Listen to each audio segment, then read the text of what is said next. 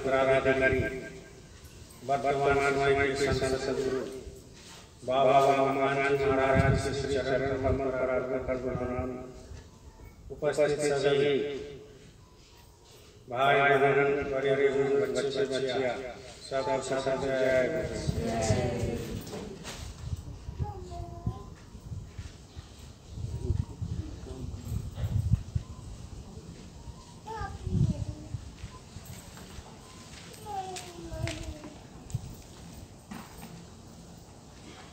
देखिए प्रेमियों, दुनिया में सबसे बड़ा सत्य क्या है और सबसे बड़ा आश्चर्य क्या है? युधिष्ठिर बहुत बड़ा धर्म वाला व्यक्ति थे, तो उनको जब प्रश्न किया कि सबसे बड़ा सत्य क्या है और सबसे बड़ा आश्चर्य क्या है दुनिया में, तो उन्होंने कहा कि सबसे बड़ा सत्य यह है कि मृत्यु, इसको कोई झुठला नहीं सकता, इसको कोई इनकार नहीं कर सकता।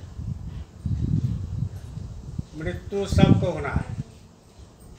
जितना जीव है दुनिया में, छोटा से छोटा बड़ा से बड़ा, अभी संसार में सबसे बड़ा जीव है शरीर में हाथी, उसको भी मृत्यु होना है।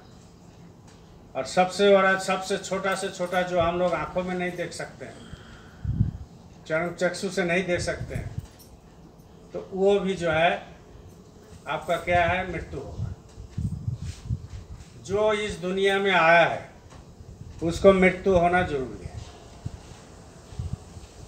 आप जिस दिन ये चीज़ समझ लोगे, हम जब ये चीज़ समझ लेंगे, संसार जब ये चीज़ समझ लेगा कि मृत्यु हमको होना ही है, चाहे आज हो चाहे कल हो, अभी हो चाहे इसी पल में, ये सबसे बड़ा सत्य है। ये अगर कोई समझ लिया तो ये जिंदगी से उसका बैराग होने लगेगा, संसार अच्छा नहीं लगेगा, कोई भी चीज़ अच्छा नहीं लगेगा। ये मृत्यु हमको होना ही है, तो किसके लिए कर रहे हैं? अपना पेट भरने के लिए तो करना ही पड़ेगा, वो तो अलग चीज़ हुआ, लेकिन उससे ज़्यादा इकट्ठा करना वो खतरनाक चीज़ है। वो माया में पड़ जाता है, फिर संसार भूल जाता है, आपका सत्संग भूल जाता है। तो सबसे बड़ा सत्य क्या है? मृत्यु, ये होना है।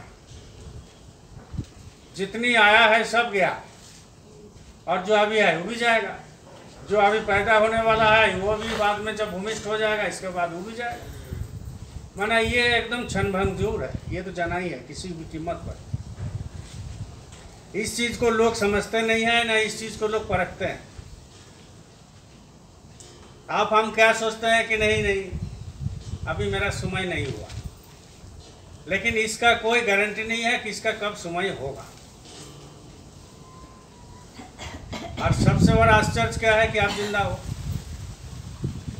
दुनिया में बहुत बड़ा बड़ा आश्चर्य चीज़ है। लोग देखते हैं हावड़ा ब्रिज है, देख के बाप रे कैसे बनाया, बिना पोल के कैसे खड़ा है। ताजमहल बाप रे कितना बढ़िया है, ये मंदिर कितना बढ़िया है, ये मस्जिद कितना बड़ा है। ऐसा ऐसा आश्चर्य चीज़ है दुनिया में, लेकिन सबसे बड़ा आश्चर्य चीज़ आप ही के अंदर में भरा हुआ है। वो क्या है कि हम जिंदा हैं। मेरे साथ कोई जनरेटर फिट नहीं है, बैटरी फिट नहीं है, कोई सौर शक्ति फिट नहीं है, कोई तार भी नहीं लगा हुआ है कि चलो हम बोल रहे हैं। ये जो हम बोल रहे हैं लाउड स्पीकर, इसमें तो तार लगा हुआ है, इसमें तो इलेक्ट्रिक दिया हुआ है, बैटरी दिया हुआ है। लेकिन आप बैठे हुए हैं, आप हम बोल रहे हैं, खा रहे हैं, सो रहे हैं, घूम रहे हैं, मेरे साथ कोई कुछ नहीं है, फिट नहीं है, लेकिन जिंदा है। ये सबसे बड़ा आश्चर्य कि हम जिंदा है। तो जिंदा है कोई शक्ति के अनुसार जिंदा है। वो शक्ति क्या है? वही शक्ति को पता लगाने के लिए सदगुरु आते हैं, और वही शक्ति को आपको बोलने के लिए सदगुरु आते हैं कि भाई ये शक्ति आपके अंदर में है, इसको आप जगा लो, इसको आप परख लो, इसको आप देख लो, साक्षात्कार कर लो आत्मा का। तब तो आपको पता चलेगा ये कितना आश्चर्य है। बहुत बड़ा आश्चर्य चीज़ है कि हम जिंदा है, कुछ नहीं है लेकिन हम बोल रहे हैं, खा रहे हैं, सो रहे हैं, चल रहे हैं, फिर रहे हैं। तो भाई कोई तो शक्ति है हमारे अंदर, जो शक्ति के चलते आप और हम जो है सब कुछ करते हैं, काम संसार के हर काम करते हैं। ये सबसे बड़ा आश्चर्य चीज़ है। ये दोनों अगर सत्संग में आकर आप नहीं जान पाए, सदगुरु करके अगर नहीं जान पाए तो व्यर्थ है, बेकार है। क्योंकि दुनिया में यही दो चीज़ है जो आश्चर्य है, हम जिंदा है, और सत्य क्या है कि मृत्यु। और आध्यात्मिक जगत में तो वो सत्य अलग है, लेकिन संसार की दुनिया में ये सत्य सबसे अलग है कि भाई हमारा मृत्यु एक दिन न एक दिन होना है। और कितना दिक्कत है मृत्यु होने में, जैसा पैदा होने में दिक्कत वैसा मृत्यु होने में दिक्कत। हमारे गुरु महाराज कहते थे, संत महात्मा कहते हैं कि जब बच्चा पैदा होता है तो हजारों लाखों बिच्छू जैसा डंक किसी को मारता है। हम लोग को कोई एक बिच्छू अगर काट लिया तो कितना तकलीफ होता है, लेकिन एक बच्चा जब पैदा होते हैं तो हजारों बिच्छू जब डंक मारता है, लाखों करोड़ों बिच्छू जो डंक मारता है, उसका जो दर्द होता है एक बच्चा पैदा ना होने में होता है। वैसा ही मृत्यु समय भी वो दर्द होता है, लेकिन वो दर्द ना हो उसके लिए हम लोगों को ये सत्संग मिलता है। कि जब मृत्यु होता है कितना दर्द होता है, वो बोल नहीं पाता है, आँख से आंसू गिरते रहता है, मुंह बंद हो जाता है, जीभ जो है वो काम नहीं करता है, हाथ पैर उठता नहीं है, वो अपना दर्द को बयान नहीं कर सकता है अपना रिश्तेदार के पास। वो मृत्यु में पड़ा हुआ है लेकिन वो कुछ बोल नहीं सकता। तो कितना दर्द होता है अंदर में। एक कुत्ता को कोई मार दिया लाठी, या कोई जानवर को डंडा मार दिया, वो अपना चिल्लाते चिल्लाते भाग जाता है। गाय बैल को हम लोग जो है जब खेती बाड़ी करते हैं तो कितना डंडा मारते हैं, लेकिन वो कुछ बोल नहीं पाता है बेचारा। लेकिन क्या आप सोचते, दर्द नहीं होता है? एक बैल को चला रहा है, कोई खेती बाड़ी कर रहा है, कितना दर्द उसको होता है, मारता है तो, लेकिन वो बोल नहीं पाता है बेचारा, क्योंकि उस जनी में है ना, बोल नहीं पाता, बहुत दर्द होता है। अच्छा, आप उस समय मार दिए, वो तो दर्द हुआ ही, घर में गया फिर भी दर्द हो रहा है, लेकिन वो बोल नहीं पाता कि हमारे यहाँ, हमारे आपका दर्द होता है सर दर्द, चलो भाई एक तो सरीडन दे दो भाई हमको, या बुखार आ गया पैरासीटामोल खा लिया। लेकिन उसको बुखार आता है, वो कौन दर्द करेगा, उसको कौन बयान करेगा, वो तो कुछ कर नहीं सकता। उसको दर्द होता है, उसको कौन बोलेगा, वो कुछ बोल नहीं सकता। ऐसा ही मृत्यु कुछ समय लोगों में होता है कि भाई जब मृत्यु होता है सारे चीज उसको बंद हो जाता है, तो उसको दर्द महसूस होता है, आपको भी होगा, हमको भी होगा। ये दर्द से छुटकारा पाने के लिए ही सत्संग है, ये दर्द से छुटकारा पाने के लिए ही सदगुरु है, ये दर्द से छुटकारा पाने के लिए ही नाम जोग साधना स्थल है, और ये दर्द से छुटकारा पाने के लिए ही गुरु महाराज जुक्ति देते हैं कि ये दर्द से तुम पार हो जाओ, ये दर्द तुमको ना हो, क्योंकि इच्छा मृत्यु हो जाता है। जब नाम की कमाई करते हैं साधक तो इच्छा मृत्यु होता है, वो जब चाहे तब मर जाए, जब चाहे तब जिंदा हो जाए। ये शरीर से निकालना है, शरीर में घुसना है, बस इतना ही काम है। जब किसी का ये अभ्यास हो जाए नाम का, तो भाई वो नाम जब खींच लेगा चला जाएगा, और नाम जब उसको छोड़ देगा, वो अपना फिर भी छुड़ा लिया तो अपना अंदर आ गया, फिर जिंदा हो गया। यही तो संत मत का नियम है, जिंदा होना और मुर्दा होना। लेकिन जब ये प्रैक्टिस किसी का नहीं होगा और सदगुरु के पास नहीं जाएगा और अभ्यास नहीं करेगा, तो वो मृत्यु के समय उसको दर्द होता है, लाखों करोड़ों बिच्छू जो डंक मारता है उस समय उसको दर्द होता है, लेकिन वो कुछ बोल नहीं पाता है। जैसे एक बैल नहीं बोल पाता है, जैसे कुत्ता को मार दिया बोल नहीं पाता है, उसको पानी प्यास लगाने के लिए, लेकिन बोल नहीं पाएगा। वैसा ही मृत्यु में जब साहित रहता है, जब सोया हुआ रहता है, उसको पानी प्यास लग गया लेकिन वो बोल नहीं पाएगा, थोड़ा सा बाबू हमको पानी दो, कितना तकलीफ है।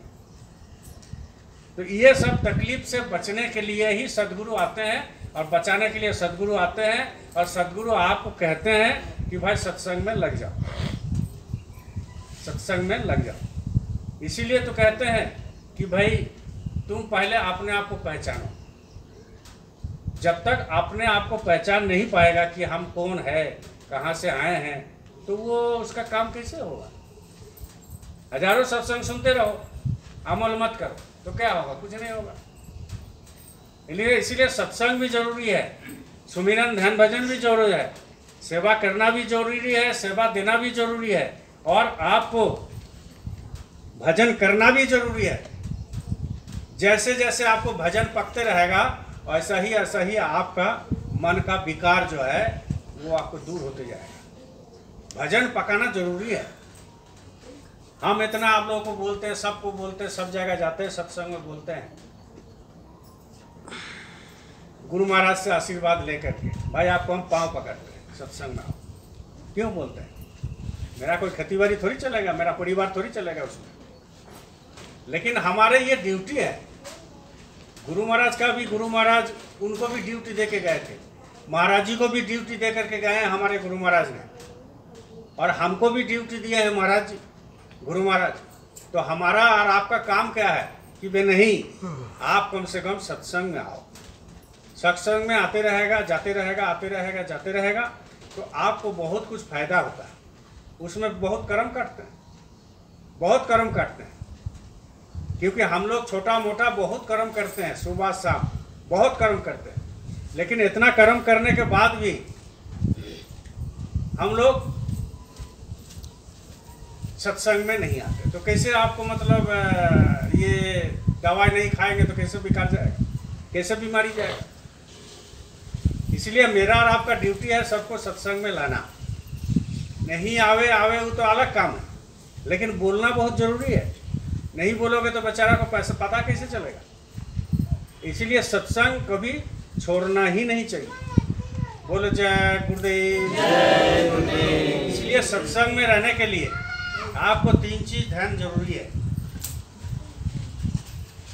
कम खाओ गम खाओ, गुरु महाराज ने कहा। इस बार महाराज जी भी उज्जैन में भंडारा में कहे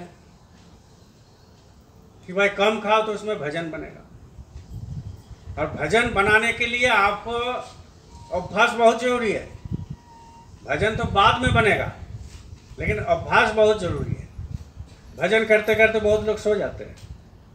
अब गुरु महाराज यहाँ इंतजार कर रहे हैं आपका, आप सो गए तो गुरु महाराज तुम्हें प्रतीक्षा करेगा, आपको तो जगाएगा नहीं ना, उठो भाई हम आ गए हैं, तो थोड़ी बताएगा।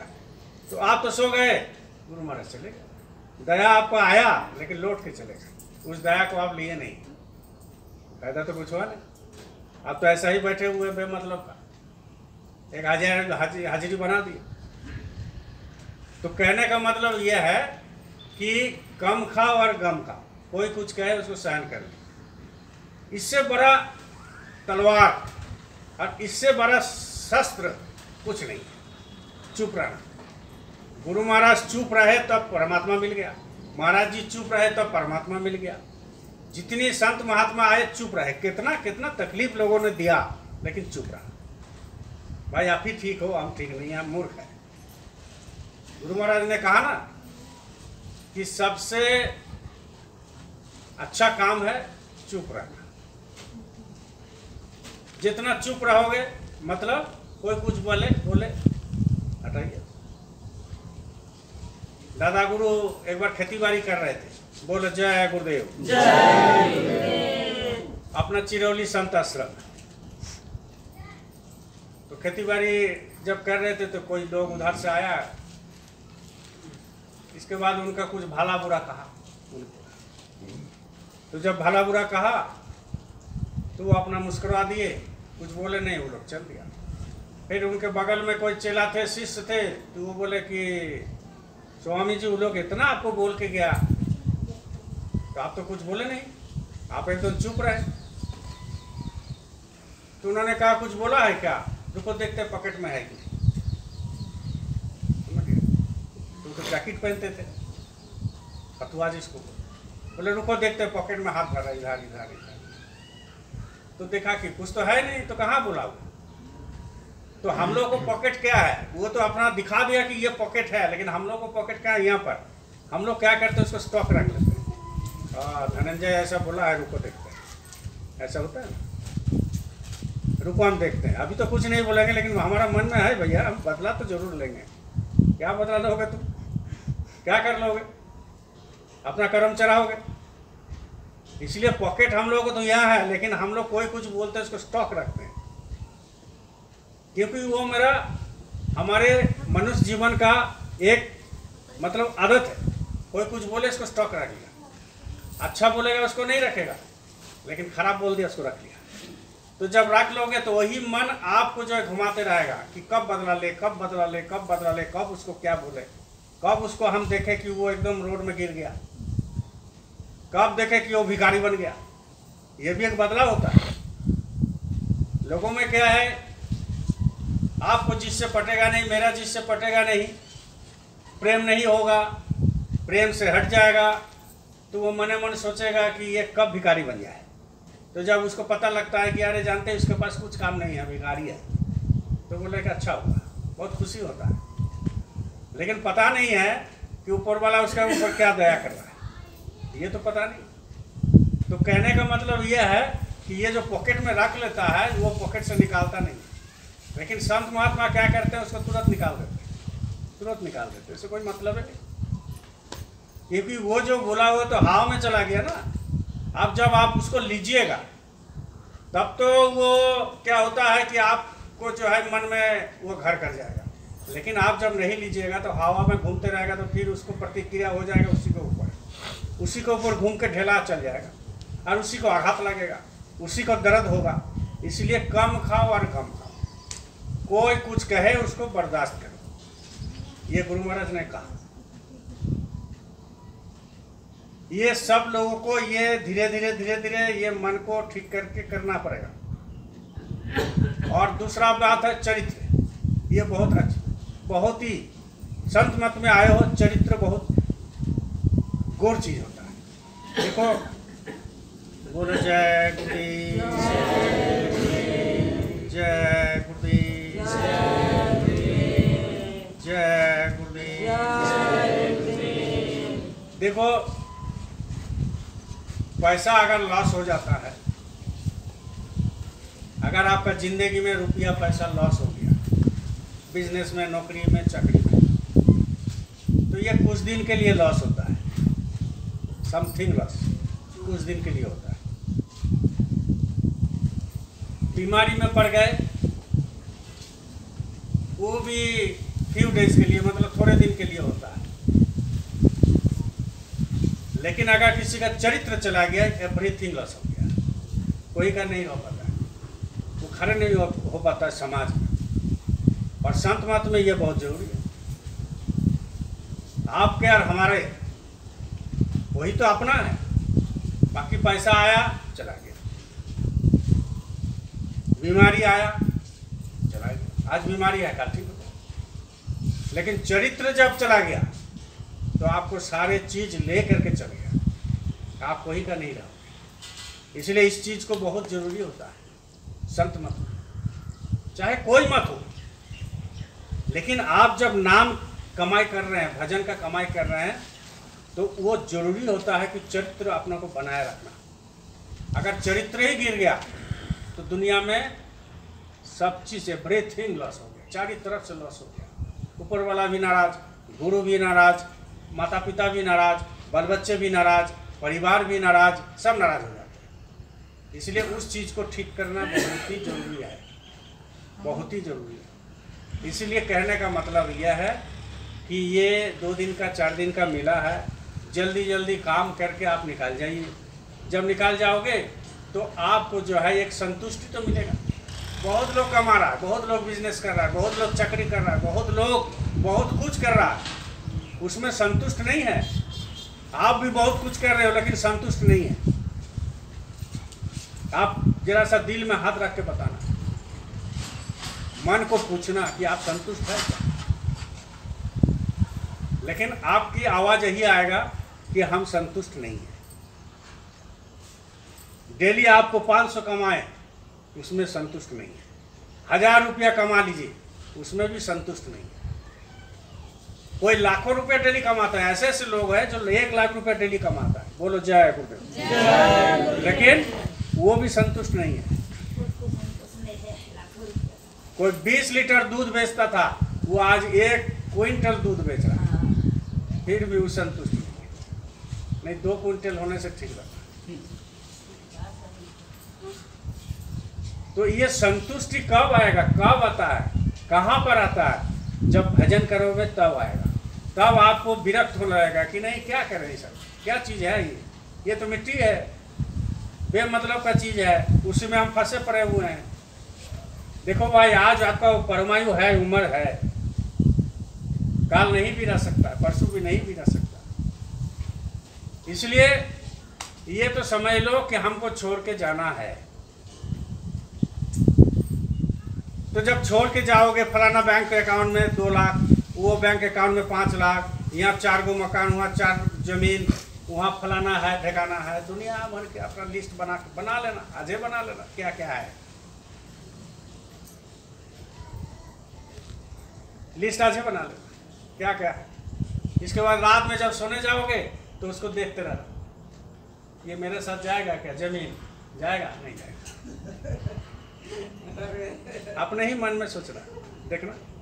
अच्छा ये गाय मेरे साथ जाएगा, हमसे जाने से पहले ही चल जाएगा, कहाँ से जाएगा, है कि नहीं? पैसा 5 लाख रुपया है HDFC बैंक में, नगरी ब्रांच में। ये बैंक ऑफ इंडिया में हमारा बहुत बड़ा CC चल रहा है, इसमें जब मर्जी तब 50 लाख रुपए मिलेगा।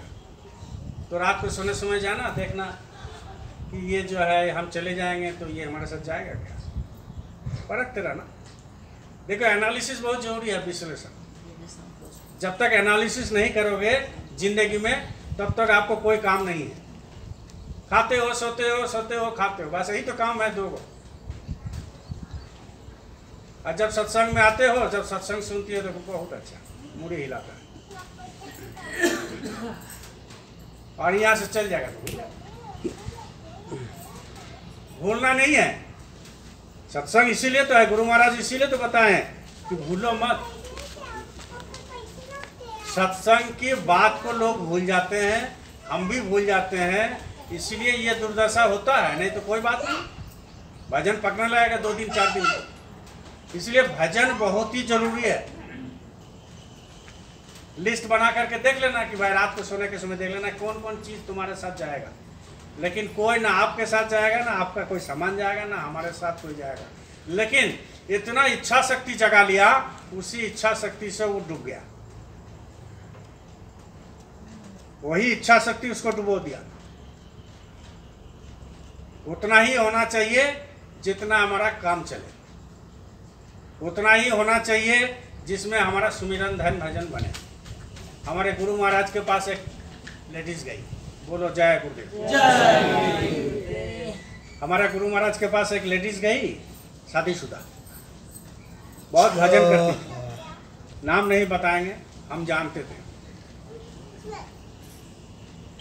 तो उसमें जो है वो लेडीज भजन वजन करती थी, तो गुरु महाराज की बहुत खास थी। माने जो गुरु महाराज से जिनका मतलब लगाव था, उनका बेटी थी।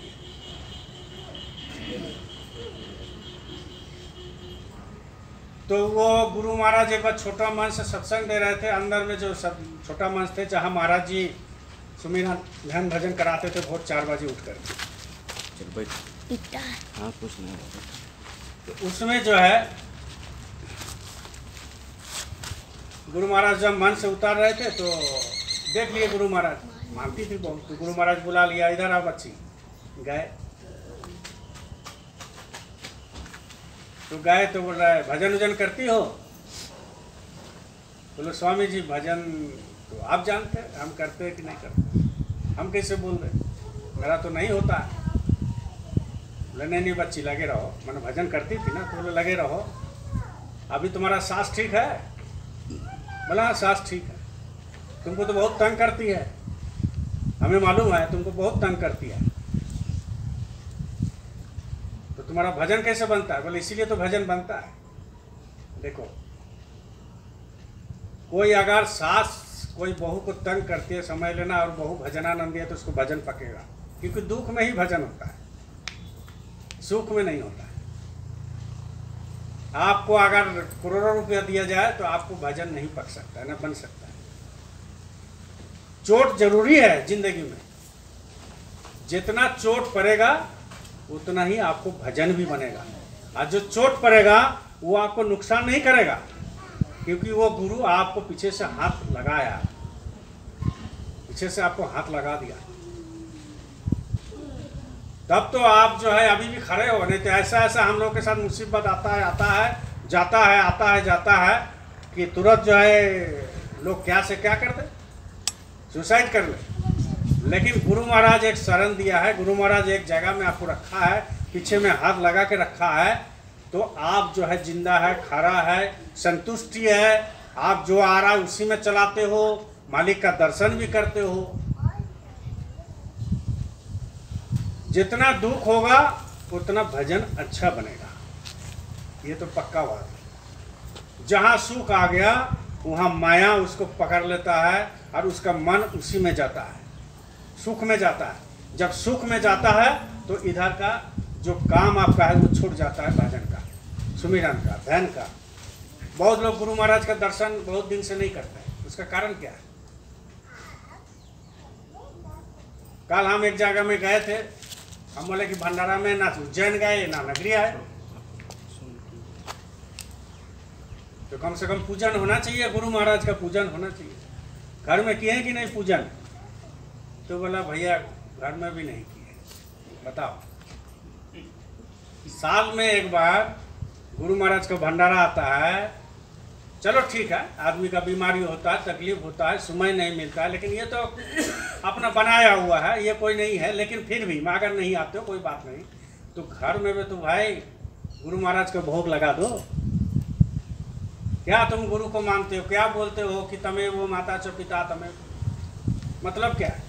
खाली मुंह पर बोलते हो तमें वो माता च पिता तमें वो, और तमें वो बंधुश्च सखा तमें वो, तू ही मेरा माता पिता, तू ही मेरा बंधु बांधव सब। और भंडारा के दिन गुरु महाराज को उपवास करके रख दिया। अरे उनका तो 20 करोड़ चेला है, वो तो कोई ना कोई दे देगा, भाव से तो खा लेंगे, आपके आशा में तो है नहीं। लेकिन आपका क्या कर्तव्य बनता है कि हमारे गुरु महाराज चले गए 12 साल पहले, जो भंडारा है तो वो भंडारा का तो कम से कम हम गुरु महाराज का मना ले, अपने घर में ही बाल बच्चा को बैठा करके जय गुरुदेव ध्वनि कर ले, प्रार्थना कर ले, 2 बूंद आंसू गिरा ले, तो आपका जो आया घर में जो भंडारा बनाओगे वो भंडारा आपका सफल हो जाएगा। तो क्या बोलता है कि भैया समय भी नहीं मिला, समय नहीं मिला, कल की बात है भैया, समय नहीं मिला। और दूसरा बात है कि गुरु महाराज हमको खींचे नहीं, क्या आपका ठेका लेकर बैठा? आप कोई सत्संग में आता नहीं, आप किसी को पूछ लेना, अरे गुरु महाराज का मौज नहीं था। जो 116 साल उम्र तक गुरु महाराज सबको बोला कि सत्संग में आओ, सत्संग में आओ, सत्संग में आओ, नाम ले लो, नाम ले लो, नाम ले लो, और उनकी मौज नहीं, आपके ऊपर उनकी मौज नहीं है। माना आप इतना पापी है या आप बहुत अच्छे हैं, उनकी मौज नहीं है। माना गुरु महाराज का बात वही बताता है, गुरु महाराज का प्रश्न वही बोलता है, गुरु महाराज के उत्तर वही देता है, और गुरु महाराज से उनका कोई वास्ता नहीं। बताओ क्या फायदा है? गुरु महाराज को तो 116 साल तक रहे, और गुरु महाराज को जब तक रहे शरीर में तब तक दोष दिया। गुरु महाराज शरीर छोड़ दिए, फिर 12 साल हो गया, फिर भी उनको नहीं छोड़ रहे हो आप। सत्संग नहीं आ रहे हो तो उनकी मौज है कि नहीं, खाना नहीं मिल रहा है तो उनकी मौज, बढ़िया बढ़िया सब्जी लगाए, उसमें पानी की जरूरत नहीं है तो ऊपर वाला जो है पानी दे दिया, उसमें भी गुरु महाराज को दोष, मेरा सब सब्जी बेकार हो गया। गुरु महाराज क्या आप कर दिया? तो एक ठेका लेके बैठा है। गुरु का मतलब किससे है? आत्मा से है। आपके अंदर जो बैठा हुआ है दोनों आंखों के बीच में, यही गुरु महाराज से इन्हीं का मतलब है। जो भी सदगुरु होते हैं उन्हीं का मतलब होता है, शरीर से कोई मतलब नहीं। शरीर से जो हम लोग भोग रहे हैं सुख दुख, किसी को खाना खिलाए तो मिल रहा, किसी को अपना दुख दिए तो हमको भी सूद के साथ दुख मिल रहा, किसी को हम अत्याचार किए तो हमारे पर भी मिल रहा, सब कर्म का लेन देन है। लेकिन गुरु का मतलब खाली आत्मा का मतलब, आत्मा से उसका मतलब जो सदगुरु होते हैं। क्यों? क्योंकि हमारे अंदर आत्मा है और ऊपर में परमात्मा है। आत्मा परमात्मा के साथ मिलन, परमात्मा गुरु होते हैं, आत्मा आप खुद होते हो। जब वो मिलन होता है तब आत्मा परमात्मा का मिलन होता है। तो कहने का मतलब है कि गुरु को दोष देना छोड़ दो। गुरु अपना कृपा करते हैं हर पल। आपको कोई कुछ नहीं बिगाड़ सकता।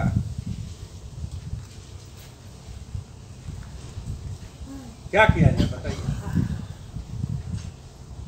भजन कीजिए, भजन भजन कीजिए। ये आपको एक जगह मिल गया। सब जगह सत्संग मिल नहीं रहा, सब इधर उधर भटक रहा है। आपको तो गुरु महाराज की इतनी बड़ी दया है कि 50 डेसिमिल जमीन के ऊपर एक आश्रम बना दिया, भव्य आश्रम बनाया, और इसमें महाराज जी का इतनी कृपा हो रहा कि आप अंदाजा नहीं लगा सकते। लेकिन कृपा कहाँ से मिलेगा?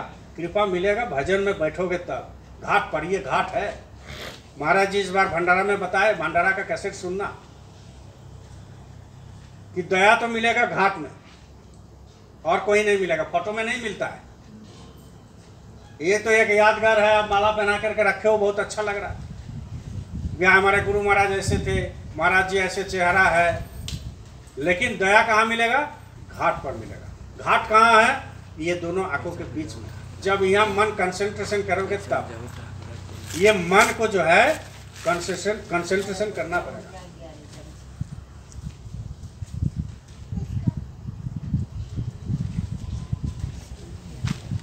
मन को एक जगह में टिकाना पड़ेगा। ये जो मान लो ये कैसेट हो रहा है, ये रिकॉर्डिंग हो रहा है, बोलो जय गुरुदेव, जोर से बोलो जय गुरुदेव। ये जो रिकॉर्डिंग हो रहा है, और ये रिकॉर्डिंग वाला को ऐसे ऐसे हिलाते रहेगा, ऐसे ऐसे, तो चेहरा साफ दिखाई देगा? हाँ कि ना? नहीं ना? क्यों? क्योंकि हिल रहा है। ऐसा ही ये अंदर में आँख है, आत्मा का है ना। तो ये मन अगर हिलेगा इधर उधर, मन चेक पोस्ट में चला गया, ससुराल में चला गया, खेती में चला गया, बाड़ी में चला गया, बकरी में चला गया, गाय में गरू में चला गया, कहीं और चला गया मनोरंजन में, तो वो मन जब हिलेगा तो आपको अंदर में जो असली चीज़ है वो एक जगह टिकेगा नहीं, दर्शन नहीं होगा। क्या मेरा हिलेगा? फोटो अच्छा नहीं आता है ना, आपको फोटो दिखाई देगा, ऐसे ऐसे ऐसे कहता है। ऐसा ही मन जो है उसको एक जगह में टिकाओ तो फटवाने लगेगा। अरे गुरु महाराज तो साफ साफ बताया, जैसे तुमसे हम बात कर रहे हैं वैसे परमात्मा से मेरी बात होता है, तुम भी बात करो। साफ साफ बताए। तो इतना साफ साफ कोई बताएगा? कोई नहीं बताता कि भाई हम दर्शन करा देंगे। हम दर्शन किए हैं। जो भी संत महात्मा आए हैं सबों ने कहा कि हमने दर्शन किया, ऐसे उनका रूप है, ऐसे प्रकाश है, ऐसे नूर है, ऐसे आवाज है, ऐसे ब्रह्मांड है। ये जब जाता है तो ऊपर में जो ब्रह्मांड है, जब तक इसको आप भजन के द्वारा शक्तिशाली नहीं करोगे, गुरु उसके ऊपर बल नहीं देगा, गुरु उसको शक्तिमान नहीं बनाएगा, तब तक वो ऊपर जो इतनी ब्रह्मांड, बड़ा बड़ा ब्रह्मांड है, वो तो भटक जाएगा, वो जा नहीं पाएगा। इसलिए यहाँ से निकालने के लिए पहले गुरु नाम दे करके तैयार करते हैं, नाम दे करके तैयार करते हैं। बोलो जय गुरुदेव। इसलिए हमेशा याद रखना कि गुरु आपके साथ है। मेरे सतगुरु मेरे साथ है, मुझे डरने की क्या बात है।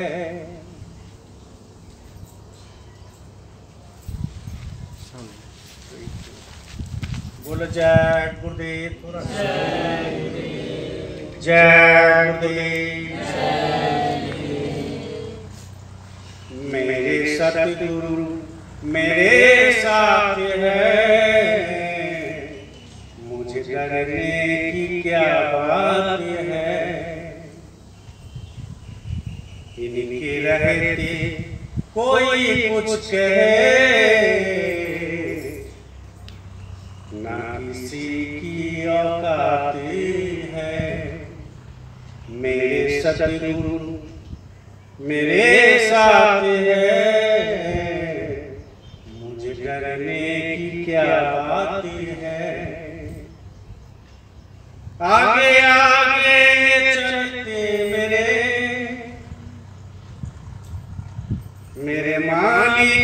पीछे हूँ मैं, आगे आगे चलते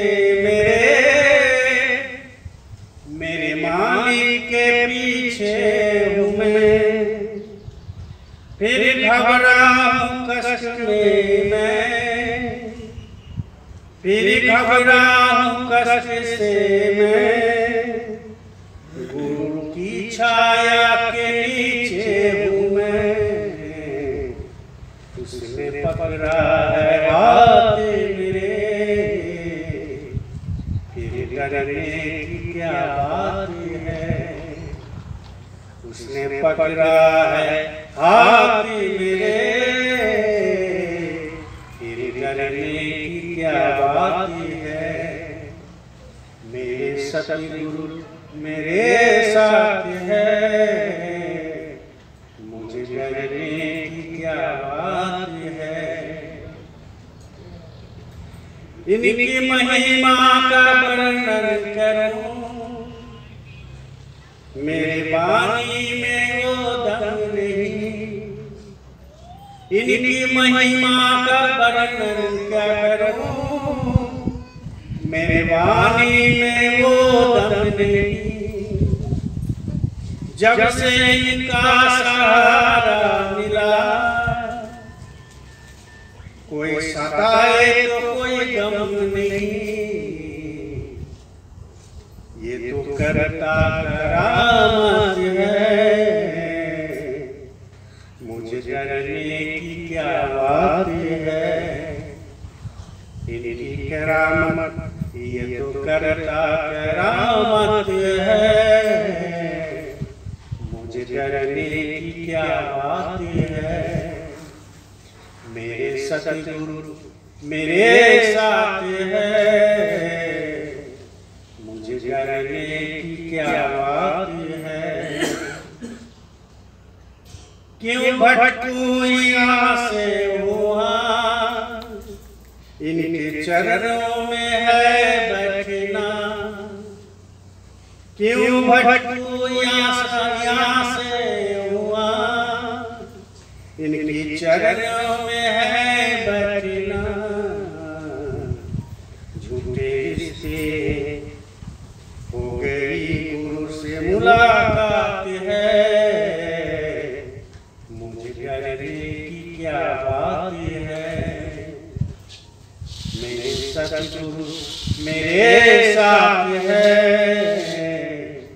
मुझे डरने की क्या बात है। क्यों भटकूं यहाँ से वहाँ, इनके चरणों में है बैठना।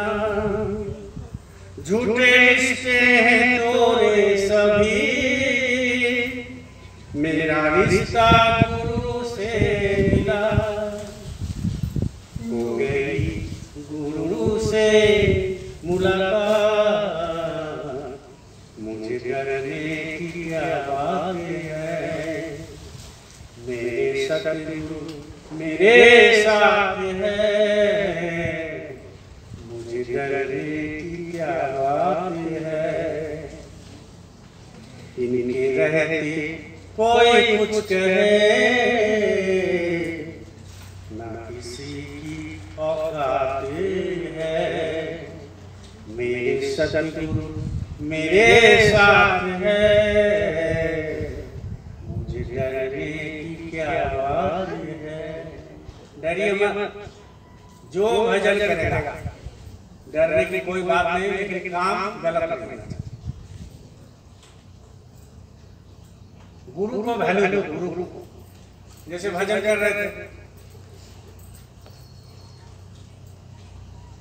तो आप किसके लिए बैठे भजन में?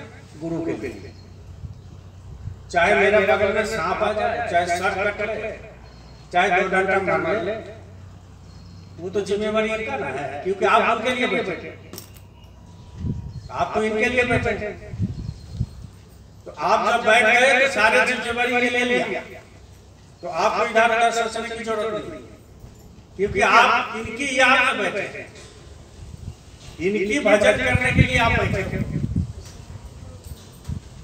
एक पदाधिकारी थे गुरु महाराज के यहाँ, तो गुरु महाराज ने कहा कि बच्चा, ये गुरु महाराज बोले कि बच्चा उनको बुलाओ, तो नाम नहीं बताया, हम जानते हैं, वो भी जानते हैं। तो बोले बच्चा उनको बुला लो, और जिनको बुलाने में जाए उनको बगल में बैठे कुछ बात।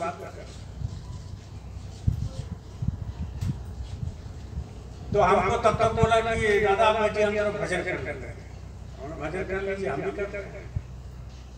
उतना तो भजन हम लोग को पका नहीं ना, बाहर का आवाज में सुना। तो गुरु महाराज का संदेश लेकर के एक प्रेमी आया, बोले अरे आप भजन कर रहे हैं, गुरु महाराज आपको बुला रहे हैं।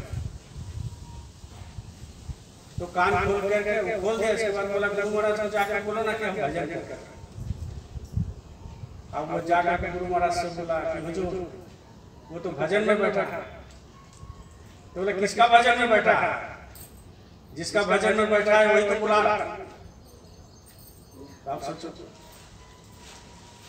बोला कि हम भजन में बैठे हैं, आज किनका भजन कर रहा है? गुरु महाराज का। और कौन बुला रहा है? गुरु महाराज। लेकिन वो क्या बोल रहा है कि गुरु जाकर बोलो स्वामी जी हम भजन करते हैं। संत मत इतना सीधा नहीं, फॉरेन में चल जाना चाहिए, किसी ना किसी रूप में आपको बुला रहा है, लेकिन आपको समझ में नहीं। ऐसे ही आज भजन में बैठे थे, एक आदमी का टेलीफोन बजने लगा, तो गुरु को तवज्जो नहीं दिया, गुरु को वैल्यू नहीं दिया, कौन पर बात कर रहे? फायदा क्या? इसका मतलब आप गुरु को वैल्यू नहीं दे रहे, उसको वैल्यू दे रहे, तो भजन बनेगा जिंदगी में नहीं बनेगा, कभी नहीं बन सकता। क्यों? क्योंकि गुरु को तवज्जो नहीं दी, आप गुरु को वैल्यू नहीं दी, आप भजन में गुरु के लिए बैठे हैं। तो कहने का मतलब ये है, ये जो आपको हम प्रार्थना सुनाए हैं, मेरे सद्गुरु मेरे साथ है, फिर मुझे डरने की क्या बात? डरने की क्या बात? इसलिए कहते हैं कि क्यों भटको यहाँ से वहाँ, इनके चरणों में है, इनके चरण में ही बैठना, तब आपको पता चलेगा क्या मिलता है। अरे भजन में बैठ के देखो क्या मिलता है। जिनको मिलता है वो बोल बोल के थक जाता है, लेकिन बैठता नहीं। गुरु महाराज चले गए, महाराज भजन में तो बैठे, कम से कम दिन में 3 से 4 घंटा भजन में बैठना चाहिए। 4 घंटा, 3 से 4 घंटा बैठना चाहिए, तब आपको कुछ मिलेगा, तब आपको कुछ सुनाई देगा, दिखाई दे छोड़। तो जब जरा सा भी आपको कुछ सुनाई देने के लिए मिला, जरा सा, थोड़ा सा, मामूली सा, तो उसी में आपको नशा होने लगेगा कि कब बैठे। बहुत लोगों के पास समय है बैठने का, ये बात नहीं है कि बैठने का समय नहीं है, लेकिन नहीं बैठेंगे, ये काम है वो काम है, बेमतलब।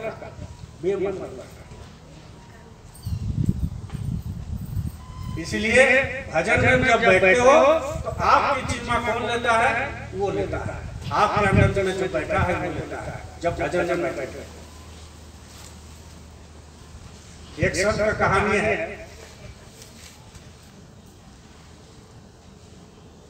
वो जो है भजनानंद सदगुरु को चला, तो मन से भोग दिया जाता है। जब आपकी मन रुकता नहीं है, हमने पढ़ा है संत सुना है, जब आपकी मन बैठता नहीं है तो मन को आप कहीं चला गया, मन को आप एक काम कीजिए, एक फूल का बगीचा में लगा दीजिए। कहते हैं संत, एक मन को फूल का बगीचा में लगा दीजिए, बहुत तरह का फूल है, उसी से आप फूल ले लीजिए, फूल लीजिए, मन को ही लगाइए फूल तोड़ने में। बोलो जय, समझ में आ रहा है? फूल तोड़ने में ही मन को लगा लीजिए। तो यहाँ से 2 फूल ले लिए, वहाँ से 2-4, जवा ले लिए, यहाँ चमेली फूल ले लीजिए और ले करके मन को लगा दीजिए, और एक जगह में रखिए टोकरी में, हाथ में टोकरी समझ लीजिए है, और फूल को लीजिए। जब मन नहीं बैठता भजन, ये सब चीजें देखिए मन बैठता है, और फूल ले लीजिए, और फूल के ले करके गुरु महाराज को देखिए कि गुरु महाराज सामने खड़ा है, उनके चरण में दीजिए, हाथ में दीजिए, पैर में दीजिए, अपना माथा पर दीजिए, फूल से पूजा कीजिए, फूल से प्रार्थना कीजिए, मन रुक जाए। मन से भी होता है पूजा। मन जैसा मित्र नहीं और मन जैसा शत्रु भी नहीं,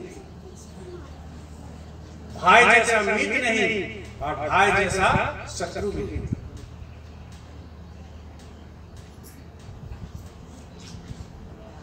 ये जो कुरुक्षेत्र का युद्ध हुआ था, भाई भाई में तो लड़ाई था, लेकिन भाई तो था, सब तो भाई है, लेकिन लड़ाई भाई भाई में हुई।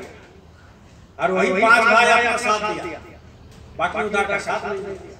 तो भाई जैसा मित्र नहीं और भाई जैसे शत्रु नहीं, ऐसा मन जैसा मित्र नहीं, मन आपकी कंट्रोल में आ गया, मन आपकी बात को सुनने लगा, उस जैसा मित्र नहीं, क्योंकि वो आपको साधन भजन बना रहे।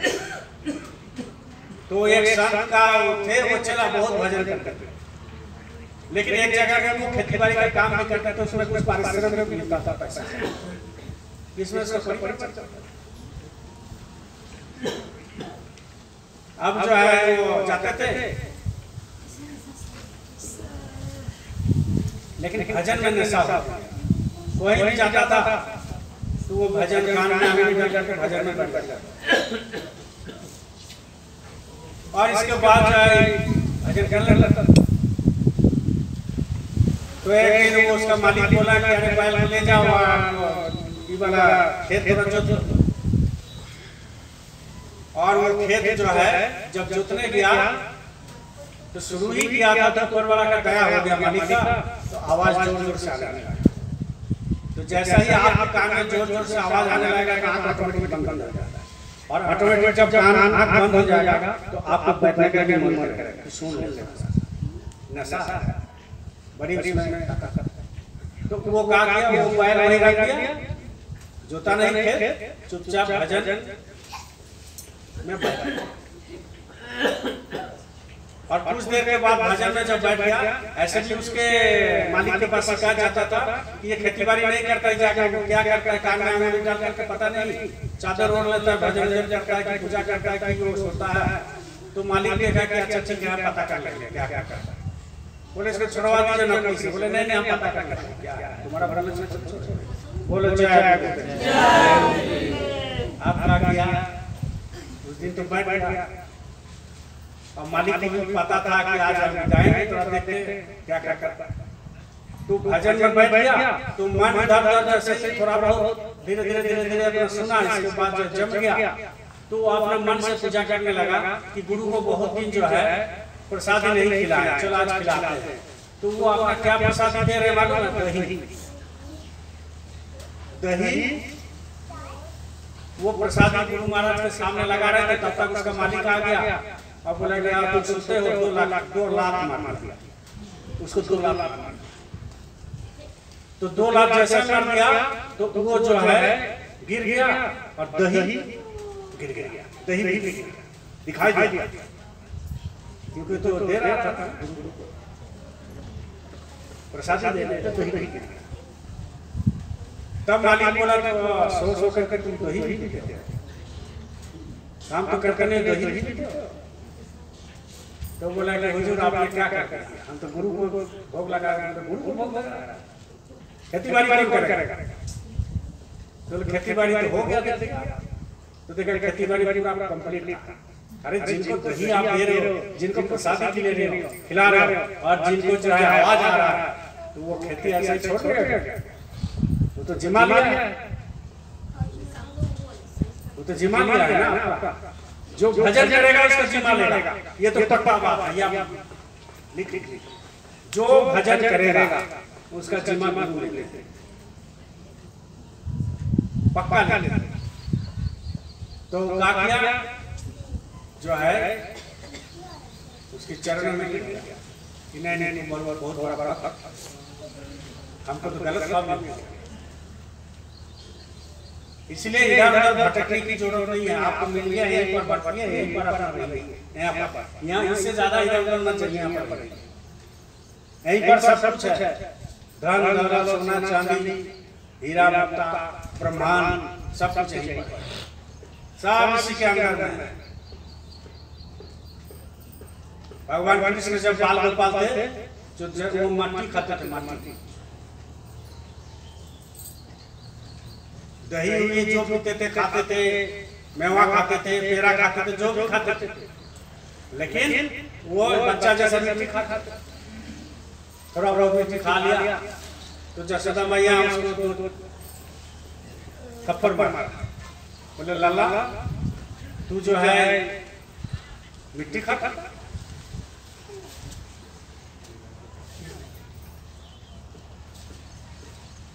बोले लाला तू मिट्टी खाता है, मुंह खोल। तो हंस रहा है यार, मिट्टी जो है मुंह में लिया हुआ खोल नहीं रहा। तो ऐसे है कस के जो है दबाया तो मुंह खोल दिया। तो मुंह जैसा ही खोल दिया, देखा अंदर में ब्रह्मांड है, घूम रहा है ब्रह्मांड। तो जैसे मैं देख करके मूर्छित हो, ये आपका अंदर में ब्रह्मांड घूम रहा है, यहाँ पर है सब कुछ। जो कुछ भान में वो है ब्रह्मांड, और जो कुछ ब्रह्मांड में वो है सब कुछ यहाँ पर।